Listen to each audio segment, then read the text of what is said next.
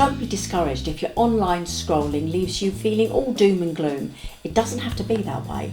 We all know that social media outrage leads to clicks and reposts, but what can you do to break that cycle? Let me set the scene. Some of you will have heard me talk about misdisinformation. It is a term that I coined to describe the huge amount of information that we are bombarded with about the negative aspects of our lives. We all know about misinformation, incorrect information that is shared without intent to mislead.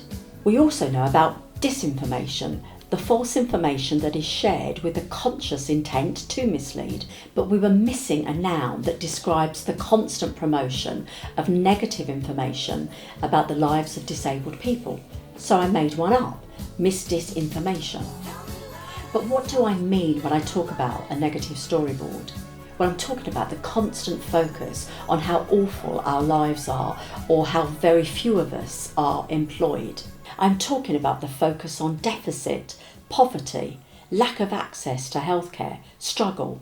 Don't get me wrong, these are issues that we should be tackling head on.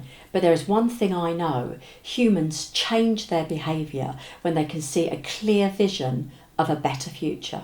30 minutes scrolling a news feed on a negative story of disability leaves you impotent, depressed and apathetic. It does little to paint images about what can be done to improve lives. Every repost of a negative story about people with disabilities merely perpetuates a simplistic view and image of our lives. I love Hans Rosling's book Factfulness. He reminds us that humans have a strong instinct towards binary thinking. We have a basic urge to divide things up into two distinct groups, creating an empty gap in between. Good versus bad, heroes versus villains, my country versus the rest. It implies conflict, and we do it without thinking. And journalists know this.